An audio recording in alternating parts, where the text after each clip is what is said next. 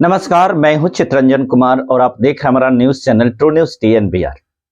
दोस्तों, आज मैं जो ये खबर आपको बताने जा रहा हूं, इस खबर को सुन करके आपको यह समझ में आएगा कि देश की तो बात है ही, परंतु अपने बिहार में खास करके भ्रष्टाचार किस चरम सीमा पर है। और जिसको शिक्षा का अधिकारी बनाया जाता है, जिसको शिक्षा को चुस्त दुरुस्त बनाने के लिए जिम्मेवारी दिया जाता है, और वही लोग जब भ्रष्टाचार में संलिप्त हो जाते हैं और वही लोग जब भ्रष्ट हो जाते हैं, करप्ट हो जाते हैं, तो फिर आप समझ सकते हैं कि उस शिक्षा का स्तर क्या रहा होगा। ये खबर जो है सिवान जिला के शिक्षा पदाधिकारी मिथिलेश कुमार से जुड़ा हुआ है। जी हाँ, सिवान जिला के शिक्षा पदाधिकारी, जिसको DEO बोलते हैं, DEO डिस्ट्रिक्ट एजुकेशनल ऑफिसर, तो उनसे जुड़ा।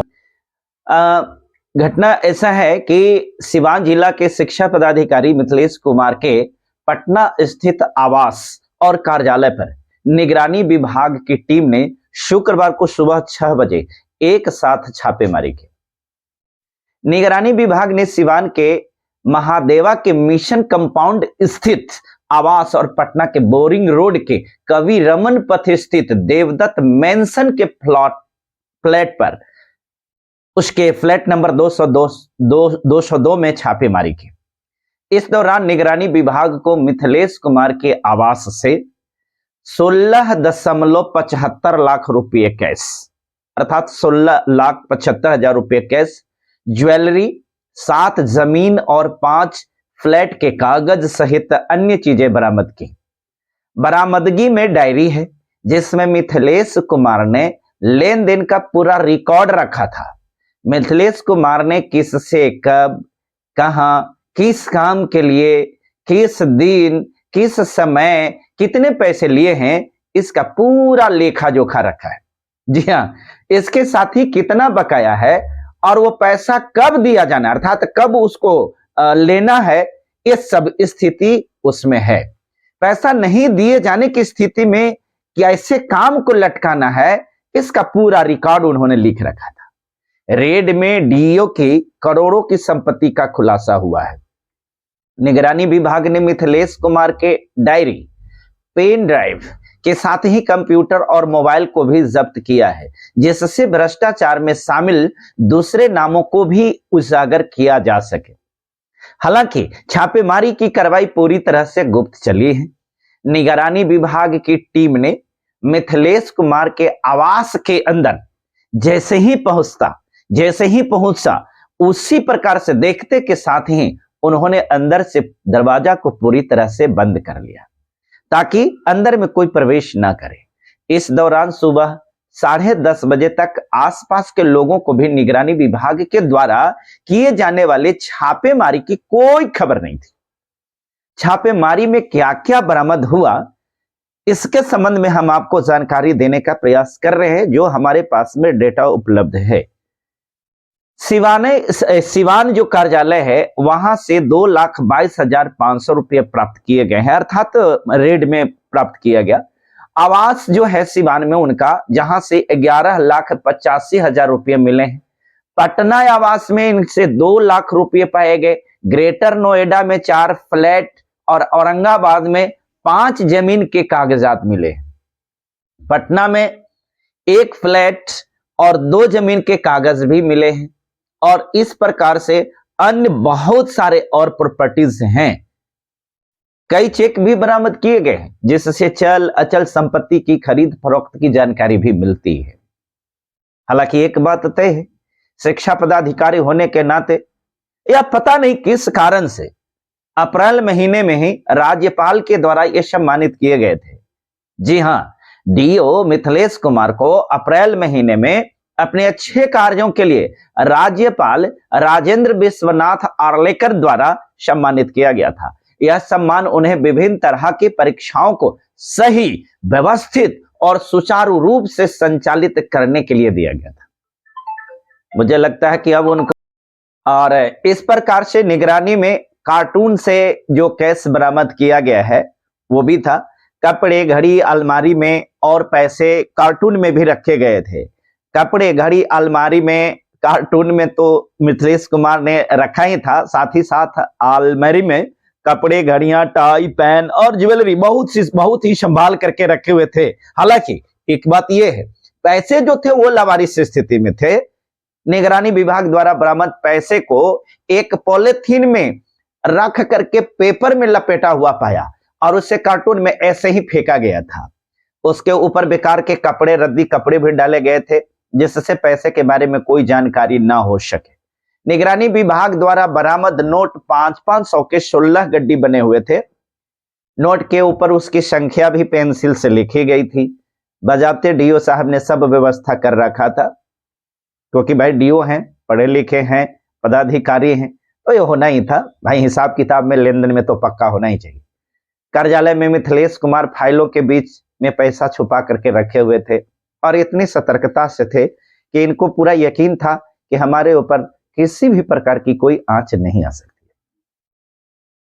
दोस्तों, सवाल इस बात का है, एक जिला शिक्षा अधिकारी, एक जिला शिक्षा पदाधिकारी जिसके ऊपर जिला के जितने भी विद्यालय हैं उन तमाम विद्यालयों की व्यवस्था डिपेंड करता है। कैसे शिक्षा प्रदान की जाए, शिक्षा की गुणवत्ता क्या होगी, शिक्षा देने की प्रत्येक तरकीब के बारे में एडीओ की ही व्यवस्था करनी होती है। इनके अंदर में बीओ होते हैं, प्रखंड शिक्षा पदाधिकारी, इन्हीं के नेतृत्व में वो भी काम करते हैं, इनके निर्देशन के अनुसार काम करते हैं और सारे शिक्षक की जो भी व्यवस्था करना होता है ये सारा डीओ के अंदर में होता है। एक डीओ अगर इस प्रकार के भ्रष्ट और करप्ट हो जाए तो जरा कल्पना करके देखिए बिहार में शिक्षा की स्थिति क्या होगी।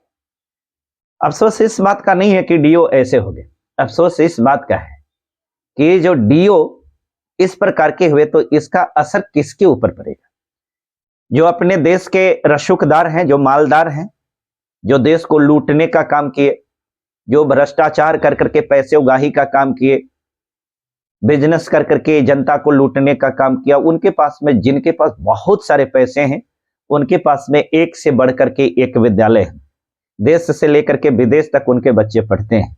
परंतु गौर कीजिए कि जो गरीब दलित समुदाय जिसके पास में पैसे नहीं है, जिनका बच्चा इन सरकारी विद्यालय के ऊपर ही डिपेंड करता है, आखिर उनके बच्चे की स्थिति क्या होगी।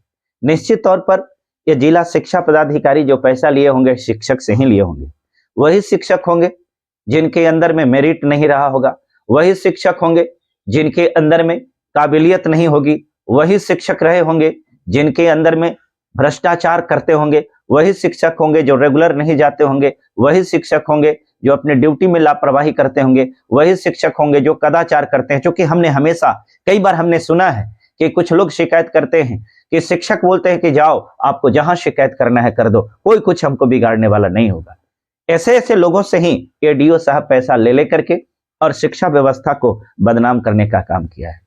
नई शिक्षा नीति, पुरानी शिक्षा नीति, मॉडर्न शिक्षा नीति, कोई भी शिक्षा नीति लाते रहिए, परंतु जब तक ऐसे ऐसे पदाधिकारियों के ऊपर शिकंजा नहीं कसा जाएगा तब तक शिक्षा में सुधार नहीं होने वाला है। बिहार में अगर सबसे बदतर स्थिति है तो शिक्षा की स्थिति है और इसका सबसे ज्यादा खामियाजा अगर किसी को भुगतना पड़ रहा है तो वो यहाँ के दलित समुदाय को है। इसलिए कि सरकारी विद्यालयों के ऊपर डिपेंड सिर्फ वही है।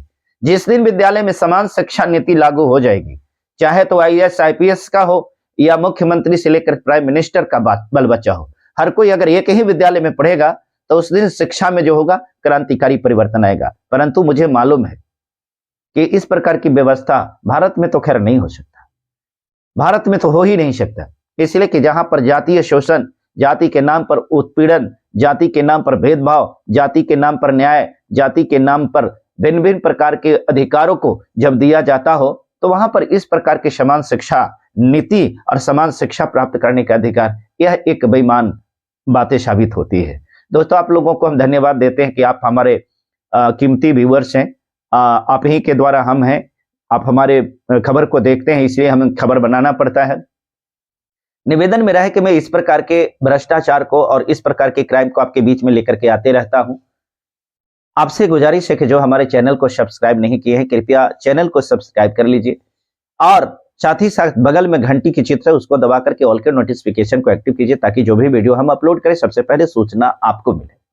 और एक और गुजारिश है, इस खबर को इतना लोगों के पास तक पहुंचाइए, प्रत्येक पदाधिकारी से लेकर के जन जन तक पहुंचे, ताकि उनको पता चल जाए कि आपके बच्चों का भविष्य कहां जा रहा है, जिनका बच्चा सरकारी विद्यालय में जा रहा है, ताकि शिक्षा के प्रति जागृत हो और अपने बच्चे के भविष्य के बारे में चिंता करें।